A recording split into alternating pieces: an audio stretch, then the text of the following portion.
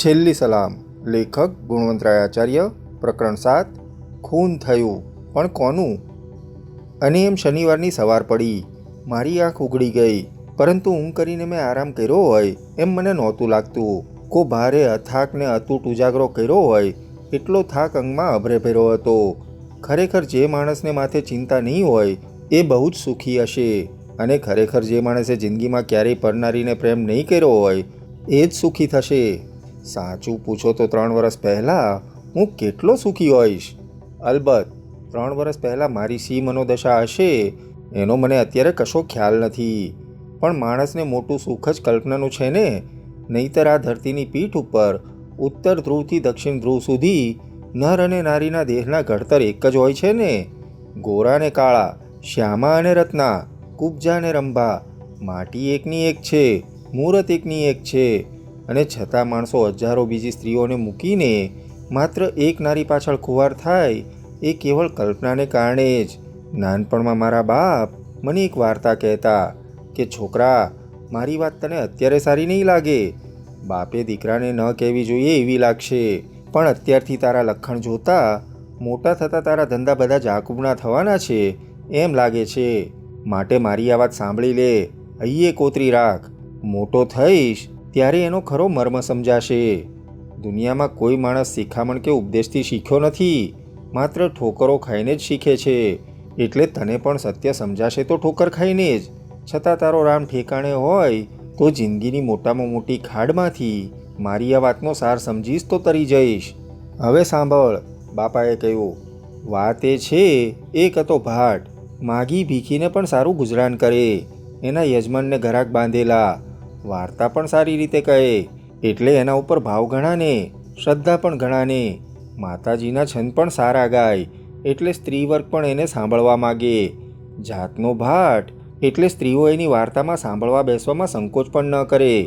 ભાટ, બ્રાહ્મણ અને સૈયદ એ 3ની અનાદિ પરંપરા જ એવી કે ભાઈ માણસ એનાથી ગમ ન ખાય, છેક એની પાસે જવા સુધીમાં સંકોચ ન રહે ને કોઈ બીજાને વહેમય ન આવે. આમાં ગામના નગર શેઠની જુવાન વિધવા બહેન, રૂપવતી પણ ખરી, એ બાઈ પોતાના વૈધવ્યને પોતાની જુવાનીને કારણે બીજે ક્યાંય ન જાય, પણ હવે પોતાના ભાઈને જ ઘેર ને માતાજીના છંદને બોલાવનારો ભાટ એટલે એ પણ સાંભળવાને બેઠી. ભાટનું ધ્યાન એ રૂપની સુરત મુરત ઉપર ગયું ને એનું મન ચડ્યું. ચેન ન પડે. પડોશમાં એક ખવાસણ ડોસી રહે, એ ભાટનો પગને મન પારખી ગઈ. ભાટને એણે સીધે સીધું પૂછ્યું ને ભાટે એના આગળ મન ખોલ્યું. ખવાસણબાઈ કહે, એમાં હવે શું મૂંઝાય છે, જરાક થેલી ખોલી નાખ તો કામ પાકે. નગર શેઠનું ખોરડું છે એટલે એને તારો સારો આદર કરવો જોઈએ, ખવડાવવું પીવડાવવું કંઈ મફત ન બને. ભાટ કબૂલ થયો. ખવાસણને ₹25 આપ્યા. ખવાસણે તો નગર શેઠને ઘેર કંઈ નિમિત્ત કાઢીને એની વિધવા બહેનનો સંપર્ક સાધ્યો. કામ પાર ઉતર્યું.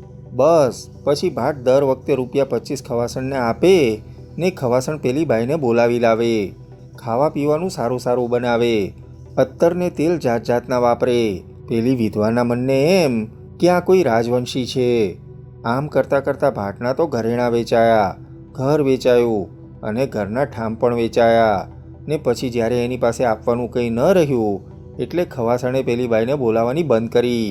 એક દિવસે ભાટ બાપડો સાદા ગરીબ ને ફાટેલ લુગડે માતાજીના મંદિરમાં દર્શને ગયો હતો ને ત્યાં પેલી બાઈ પણ આવી હતી. સારા સાથમાં ને સારા ઓજમાં. એણે તો ભાટને ઓળખ્યો પણ નહીં. ત્યારે બાપડો ભાટ, જન્મનો કવિ, એણે એક દુહો બોલ્યો. ભૂખ્યો ભાટને વેચ્યા ભાણા, બાઈ માતરની એક જ માટી એક જ ગાણા. આ દીકરા, આટલું યાદ રાખજે તો સુખી થઈશ, છેવટે ન ફકરો તો રહીશ ને નહીં તો આ ધરતીની પીઠ ઉપર જેની મૂછે લીંબુ લટકતા હતા એ પરનારની પાછળ ખુવાર થયા છે. ને તારા પણ લખણ આજથી એવા છે કે તારું પણ એમ જ થવાનું છે. મને અત્યારે બાપાની આ શિખામણ યાદ આવી. વાત સાચી, ઘરડેરા માણસોની વાતો પહેલાં તો વેવલીને વેદિયા જેવી લાગે છે, પણ એમની અનુભવવાણી કાને નથી ધરતા તો ક્યારેક માથું રહે શેવાળમાં ને ઊંચા રહે 2 પગ જેવું થાય છે ખરું. મારે પણ એમ થયું.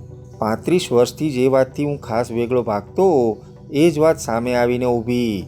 મારા ક્યાં ભોગ લાગ્યા? માણેક, પણ માણેકની વાત જ જુદી. એ પરનાર હતી જ નહીં. ખરી રીતે તો એનો પરણ્યો ધણી જ પરનાર હતો. એ માળો ચીકણો ગુંદર જેવો માણેકને ચોંટી રહ્યો હતો ને મૂકતો નહોતો. કેમ જાણે કોઈ બ્રાહ્મણ 2 શ્લોક આમ બોલે ને 2 બોલ તેમ બોલે ને થોડા તલ ને થોડા લાકડા સળગાવીને માહી ઘી ઓમીને ભડકો કરે. એમાં એક માણસને એક સ્ત્રી ઉપર જિંદગીનો અઘાટ હક મળી જતો હોય.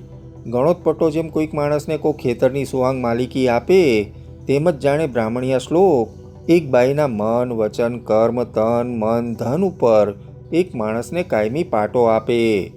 નબળા માણસો જે સ્ત્રીને પોતે ગમતા નથી, જે સ્ત્રીને પોતે લાયક નથી, એને જળોની જેમ વળગી રહેવા માટે ધર્મવિધિના નામે પણ કેવા કેવા પાખંડ કર્યા છે.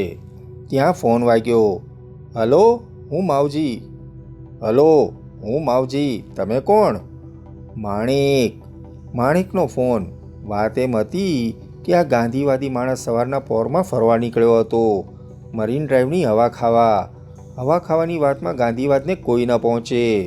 ગાંધી બાપા રોજ સવારના પહોરમાં સત્યાગ્રહ આશ્રમમાં હતા, ત્યારે ફરવા નીકળતા. અહીં એમાંથી ગાંધીવાદી માત્ર સવારના પહોરમાં થોડુંક પણ ફરવાને ચોખ્ખી હવા લેવા નીકળે જ. એમ તો ગાંધીજી આફ્રિકાથી આવ્યા ત્યારે શરૂમાં અંગરખું પહેરતા ને એને માથે ખેસ નાખતા. એમાં એક વખત એમનો ખેસ જરા ફાટી ગયેલો, તે એમણે થીગડું માર્યું હતું. ત્યારથી ગાંધીવાદી માત્ર બજારમાંથી નવો ખેસ લઈને જે જગ્યાએથી ગાંધીજીનો ખેસ ફાટ્યો હતો ત્યાં જ પોતાના નવા ખેસને ફાડીને એના ઉપર થીગડું મારે. એમાં ખાદી લગ્નનો કરનારો ખાદી ભગત ગાંધીવાદી જગન્નાથ સવારના પહોરમાં ફરવા નીકળ્યો. એની પાછળ તક લઈને માણેકે ફોન કર્યો. માણેક અધીરી થઈ હતી. મારા વિયોગની એક ઘડી એને જૂગ જેવી લાગતી હતી ને જગન્નાથ સાથે રહેવાની એક ઘડી એને 1 વર્ષની સજા જેવી લાગતી હતી. આને પ્રેમ કહો, વાસના કહો, ભૂખ કહો, જે કહો તે. માણેકની મનોદશા એ હતી. માણેકને મેં કહ્યું, હવે તારી વેદનાનો કાલે અંત આવવાનો છે. ધીરજ રાખ, મોઢું બંધ રાખજે. જે કંઈ કરવું એ જોયા કરજે ને કહું એમ કરજે. આજે શનિવાર છે, તારે ગરબડને દાદ આપતી હોય એવો દેખાવ કરવો ને કાલે સાંજે 6 વાગે તારે ઘેર મળવાને એને બોલાવો. પછીનું બધું હું સંભાળી લઈશ. પણ મારે ઘેર સામે ચાલીને હું એને બોલાવું તો એની ગણતરી મારા ગજા ઉપરની જાય તો? એની ફિકર ન કર. કાલે ગણતરી કરવાનો એને વખત જ નહીં રહે. અને જગન્નાથ ઘરમાં હોય તો? એ ઘરમાં નહીં હોય. પણ એ રવિવારે બહાર જવાનો જ નથી, એ મેં આજથી કહેવા માંડ્યો છે. એ હું સંભાળી લઈશ. ભલે. એણે ફોન મૂકી દીધો. મેં પણ મૂકી દીધો. તરત જ ફોનો વાગવા માંડ્યા. હવે તો ફોનો મારા ધંધાને લગતા હતા. કોઈનો આંકડો લાગ્યો હતો, કોઈને લાગે એવો આંકડો જોઈતો હતો. કાલની દોડ માટે કોઈને ઘોડો જોઈતો હતો, કોઈને મારી પસંદગીમાં રસ હતો, કોઈને પોતાની પસંદગીના ઘોડા ઉપર મારે ત્યાં દાવ મૂકવો હતો. કોઈ જોકી, કોઈ ટ્રેનર, કોઈ તબેલાવાળાના ફોનો હતા ને મારું અડધું ધ્યાન એ કોરી લેતા હતા. બાકીનું અડધું ધ્યાન માણેકમાં હતું. માણેક એના ઘરમાં અત્યારે શું કરતી હશે? એના મનમાં શું વિચારો ચાલતા હશે? ત્યાં એક ફોન આવ્યો ને હું ચમક્યો એટલે કે ખુરશી ઉપરથી અડધો બેઠો થઈ ગયો. ફોન ગરબડદાસનો હતો. અરે ભાઈ માવજીભાઈ. બોલો શેઠ. 3 નંબરની દોડમાં 4થા નંબરનો ઘોડો અત્યારે તો વખાણમાં છે. અરે ઘોડામાં મૂક તાંડી. શાંત, સ્વસ્થ અને સદાય એના ગાંધીવાદી ખાદીના બુરખામાં સભ્યને સુશીલ ગરબડદાસને ઉશ્કેરવાનું કંઈ કારણ? મેં કહ્યું, કેમ ભાઈ, આજકાલ ઘોડાઓમાં કોઈ નવો ચેપી રોગ લાગ્યો છે એ શું ઓછો છે કે વળી વધારામાં મારી પાસે તાંડી મુકાવો છો? ભાઈ માવજી, અત્યારે મશ્કરીની વેળા નથી. મારી પાસે એક મુશ્કેલ કોયડો ઊભો થયો છે. શો? જરા વિચિત્ર છે. ગરબડદાસ, તમે એક વાત જાણો છો ને? શી? મને કાયદાનું કંઈ જ્ઞાન નથી. કોને પુરાવો કહેવાય ને કોને ન કહેવાય એ હું હજી સમજતો નથી. અરે કાયદાની વાતમાં મુક્તાંડી. આ ખાદી ભંડારનો ખાદી મેનેજર કંઈક ખરેખર સંકટમાં હોવો જોઈએ. નહીં તો વાતમાં આમ તાંડીને યાદ ન કરે. તો પછી વાત કરો તો સમજાય. મારે દુનિયાદારીમાં ઘડાયેલાની સલાહ જોઈએ છે. ને એને માટે તમે મને પસંદ કર્યો? હા, એનું એક કારણ છે. શું? તમે તો જાણો છો કે હું વકીલ છું, એટલે વકીલાત કરવી હોય તો એને માટે જે કોઈ પરીક્ષાઓ આપવી પડે એ બધી પરીક્ષાઓ મેં આપી દીધી છે. ઘણું ભૂલી ગયો હોઈશ તોય કાયદાનું મને ખાસ પૂરતું તો જ્ઞાન છે જ. જી તો પછી સાંભળો, મેં વર્ષોથી મારી આસપાસની દુનિયા જોઈને મનમાં નક્કી કર્યું છે કે આ સરકારના કલ્યાણ રાજમાં ને કાયદા રાજમાં જે કોઈ જુગારીને ખાવા પીવાનો રંગીલો માણસ 35 વર્ષની ઉંમર સુધી પોલીસને ઝપાટે ન ચડે એને સાચી દુનિયાદારીનો સાચો જાણકાર માનવો. આ તમે મારા વખાણ કરો છો કે સવારના પહોરમાં સરસ્વતી સંભળાવો છો? સવારના પહોરમાં આટલું જ કહેવા તો તમે ફોન નહીં કર્યો હોય. માઠું ન લગાડશો માવજીભાઈ, તમારી દુનિયાદારીના વિવેક માટે માન છે એટલે જ એક વાતમાં તમારી સલાહ લેવાની છે. જી ફરમાવો. મારી સલાહ તો મને સૂટશે એવી સાચી આપીશ. જો કે મેં કોઈને સલાહ આપવાનું જ બંધ કર્યું છે, પણ આ તો તમે સમજો, આ મારી અંગત વાત છે ને એમાં તમારો દુનિયાદારીનો અનુભવ જ મારે કામનો છે. તો બોલો, વાત એમ છે કે માવજીભાઈ, તમને કોઈને કોઈ વાતનો ખાલી ભંભેરો કરનારા કે હું જેમને છપાવડા કહું છું એવા નથી, એટલે તમારી પાસે પેટ છૂટી વાત કરું છું. મારી એક લફરું. તમને આ શું મારા ભાઈ? અરે ભાઈ માવજી, મારે ઉપદેશ નથી જોઈતો, વાત જાણ્યા પછી સલાહ જોઈએ છે. સમજો, એટલે કે હજુ પાકું નથી થયું પણ મને ઉમેદ છે કે થશે. મુબારકવાદી આપું કે દિલસોજી? હજુ કંઈ નહીં, પછી આપવી હોય તો મુબારકબાદી આપી શકશો. વાત એવી છે કે અમારા ખાદી ભંડારમાં એક બાઈ છે, નામ એનું માણેક. જી આમ જુઓ તો કંઈક શામળી છે ને ધારીને જુઓ તો રૂપાળી પણ નથી. એનાથી વધારે ગોરી ને વધારે દિસતી અમારે ત્યાં બીજી પણ બાઈઓ સેલ્સવુમન તરીકે કામ કરે છે. પણ એ બધા પછી એમનામાં કંઈક શું, અંગ્રેજીમાં જેને સેક્સ અપીલ કહેવાય ને આપણામાં જેને કામણગારી કહેવાય એવું છે. એમ કે વાત માણેકની હતી, મારી માણેકની હતી ને મારે સાંભળવી પડતી હતી.